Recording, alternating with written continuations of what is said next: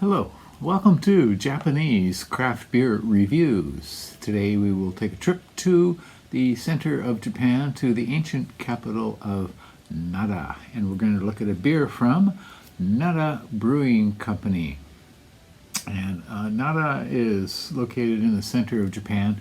It was the capital of Japan for about 80 years, I guess, 710 to 790, so a long time ago. It's a small city, population of about 360, 70 or so, and it is the capital of Nara Prefecture, which is one of the landlocked prefectures of Japan in the center of Japan.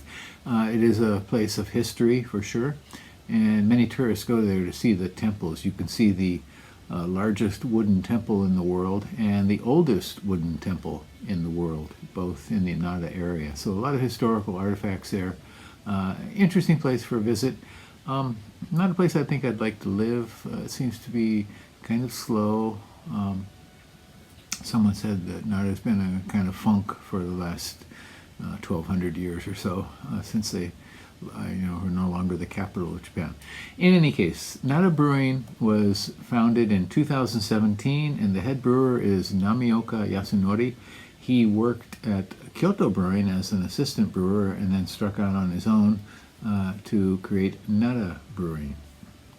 Kind of on the model of Kyoto Brewing, I think, but he has his own style and his own favored varieties of beer as well.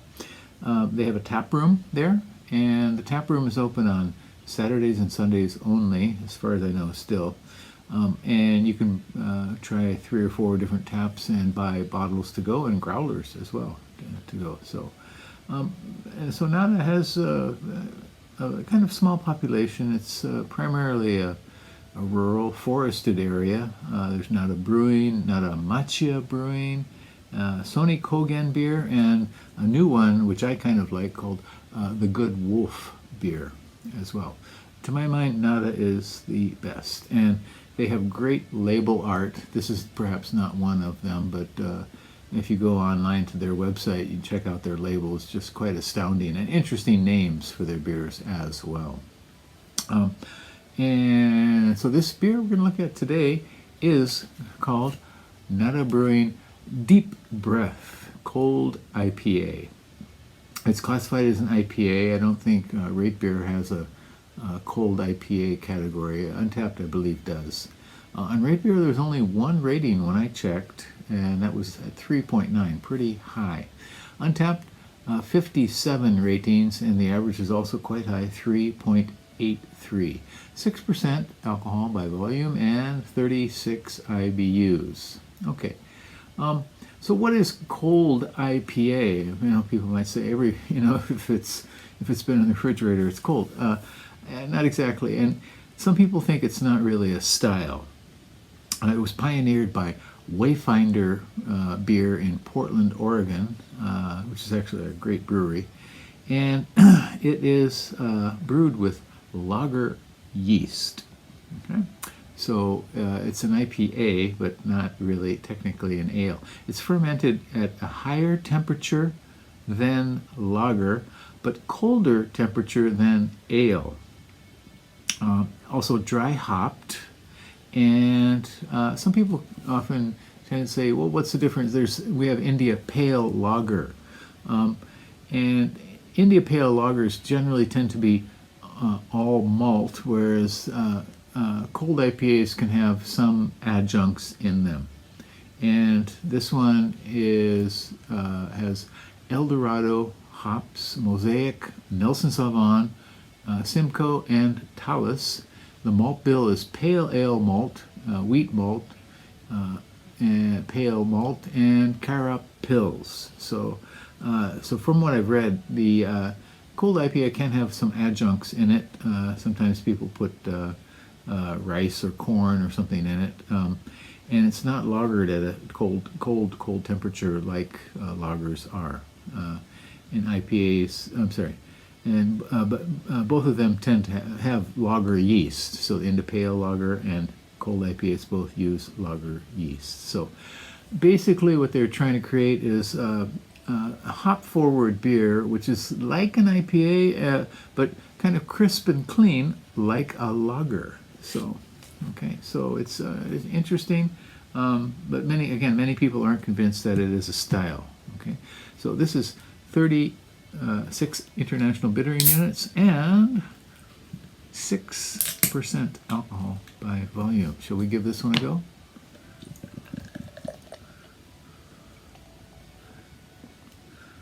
So you don't see a lot of these around, but occasionally you will, and it's something interesting new to try. Okay, so you can see it's nice cold, nice clear, nice clear color, gold, pale gold, and a very, very thick, spongy sort of head. The aroma, oh boy. Okay, so just smelling this, I would assume it's an IPA. It's not a lager. Again, the hops are great hops in here: Eldorado, Mosaic, Nelson Sauvin, Simcoe, Talus. These are all wonderful hops and often used in IPAs. Okay, and so we get the definitely kind of piney, maybe some grapefruit, big piney nose, resiny, kind of dank, which is the word they use. I was never quite clear exactly what dank is, but someone said if you know what marijuana smells like, that's dank. And yeah, okay, so it has generally that kind of aroma, kind of thick, pungent, sort of weediness, flavor.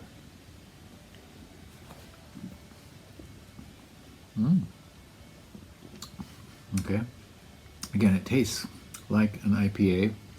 The body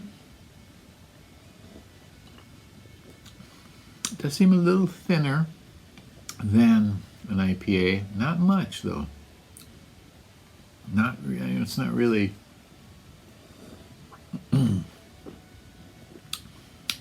Yeah, I guess they also it's supposed to be a kind of hybrid. Lager yeast and ale characteristics in it.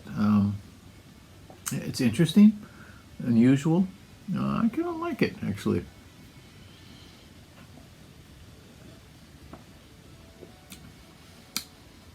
But again, I don't, the beer world taxonomy hasn't quite caught up to this yet, I think. Perhaps they will in a year or two. But, it's been around for a while, the style, or the form, I guess. It's not technically a style, but yeah, interesting, nice, kind of light. I'll say it definitely has much stronger India Pale Ale characteristics than lager characteristics by far. It's very pleasant, well hopped, good job overall. If I had to rate this, I would probably give this around a 3.7, 3.8, something like that. Yeah, very nice job. Yeah, and so if you happen to be in the area in Japan, around Nara, many tourists go there. It's a very popular destination. It's a much quieter tourist place than, say, Kyoto, which is just overcrowded with tourists now, overrun totally. But stop by Nara Brewing. They're on the outside of town. If you're there on the weekend, Saturday or Sunday, you can go visit their tap room. Yeah, so if you happen to see this one, please do try it out and let me know what you think. Again, it's called Nara Brewing Deep Breath Cold IPA, and yeah, this is a pleasant tipple, really. That is it for today. I'm going to take a break now, and I hope you do too. Bye-bye.